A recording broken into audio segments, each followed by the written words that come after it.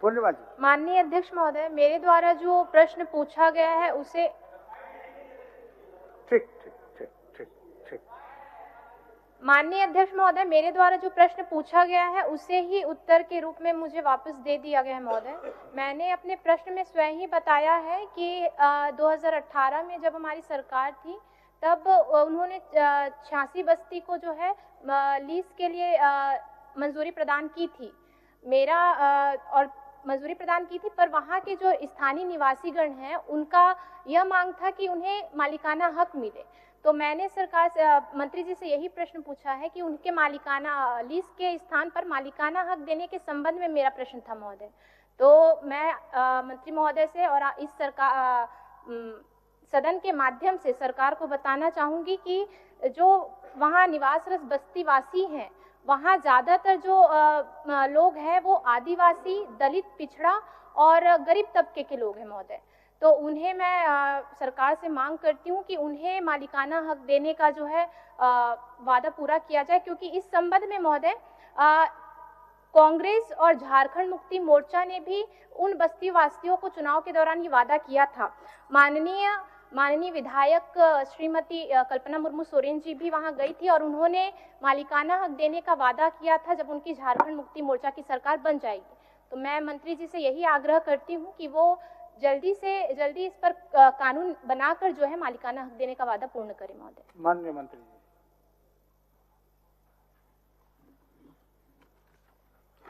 अध्यक्ष महोदय, माननीय सदस्य का 86 बस्ती को लेकर के जो मामला इन्होंने ध्यान आकर्षण के माध्यम से लाया है, बहुत बार सदन में ये मामला आया है और माननीय तत्कालीन मुख्यमंत्री रघुवर दास जी उसी क्षेत्र से पहले मुख्यमंत्री भी रहे हैं और इस संबंध में हम लोग ने उत्तर एकदम सरकारी वक्तव्य स्पष्ट तौर पर कह दिए कि टाटा लीज के अंतर्गत ये जमीन 86 बस्ती आती थी, जिसको 2005 में अलग कर दिया गया और वहाँ के लिए स्पेशल सरकार ने व्यवस्था की। जिला उपायुक्त को उसके लिए अधिकृत किया गया। प्रत्येक रैयत जो 1985 से पूर्व वासित है या उनका रिकॉर्ड वहाँ पर है, ऐसे लोगों को आवासीय पर्पस के लिए 10 डिसमिल जमीन देने का उपायुक्त के माध्यम से उपायुक्त को अधिकृत किया गया। हमने इस संदर्भ में जब माननीय सदस्य का सवाल आया, जिला उपायुक्त से रिपोर्ट लिया, जिसमें उन्होंने स्पष्ट किया है कि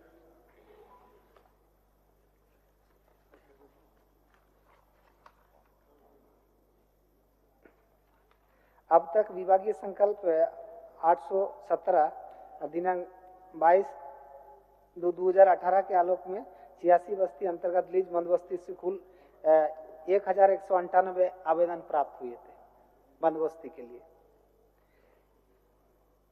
लेकिन स्वीकृत आवेदन सिर्फ 3 हुए उसमें से, जबकि उसमें सारा निर्धारण की गई कि भूमि का मूल्य प्रति डिसमिल 1 लाख होगा, सलामी लगान का 20 गुना 10,000 होगा, लगान भूमि के अद्यतन बाजार मूल्य का 0.5%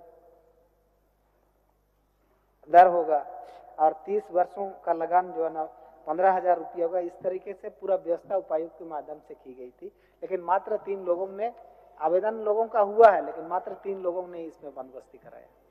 तो इसीलिए हमको लगता है कि अध्यक्ष महोदय ये 86 बस्ती के लोग मतलब मालिकाना हक का बात ये कर रही है, जबकि सरकार जब उसके लिए व्यवस्था की है तो उसका वो लोग अनुपालन नहीं कर रहे हैं, हमको लगता है।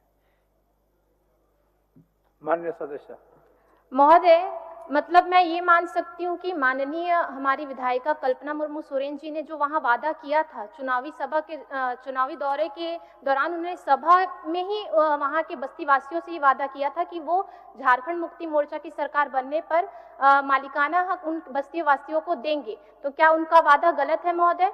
क्योंकि वहाँ मैं ये चाहूंगी कि ये मांग जो है दलगत मांग नहीं है, ये जनहित का मांग है महोदय। इसमें सरकार को मानवीय पहलू रखते हुए जो है संवेदनशीलता को दर्शाते हुए एक निर्णय लेना चाहिए महोदय, क्योंकि सदन के पास तो सारे अधिकार हैं, तो उस अधिकार के का पालन लेते हुए, क्योंकि सत्ता पक्ष भी यही चाहता है, विपक्ष भी यही चाहता है, तो उसके तहत जो है निर्णय लिया जाए और कानून बनाकर उन्हें जो है मालिकाना हक देना चाहिए महोदय।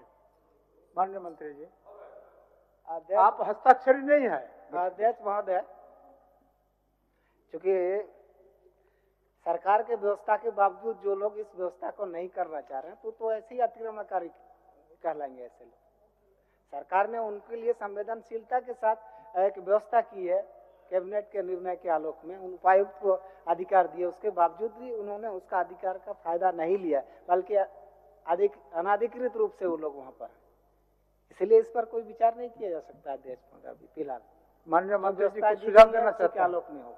एक मिनट, माननीय उमाकांत जी, आप हस्ताक्षरी नहीं है, माननीय मंत्री जी उसमें हस्तक्षेप करना चाहते हैं, क्या बात है बताइए। मैं इसमें जानना चाहूंगा, क्योंकि मैं भी उसी क्षेत्र से आता हूं और माननीय सदस्य जो मामला उठाया 86 बस्ती का, 86 बस्ती में रघुवर नगर भी उसी 86 बस्ती के अंदर आता है, और रघुवर नगर वो किसकी जमीन पर बैठा है, वहां जो लोग बैठे, कहाँ के लोग बैठे, रघुवर नगर में जो उनका सरकारी फंड लगा है, क्या उसे सरकार से उस फंड को उपयोग करने के लिए सहमति लिया गया है, अनुमति लिया गया है, कि कहीं का विधायक फंड कहीं भी लगा सकते हैं? मैं इसीलिए मैं 86 बस्ती के अंदर में ही रघुवर नगर जो बसा है वो क्या लीगल है कि इलीगल है? माननीय मंत्री जी, उमाकांत जी, आप हस्ताक्षरी नहीं है, हम समझते हैं आपके पास है इसके इस तथ्य के विषय में, लेकिन चूंकि आप सिग्नेचरी नहीं है इसलिए हम आपको नहीं अलाउ कर सकते हैं। माननीय मंत्री जी, जवाब दीजिए, दोनों को मिलाते हो।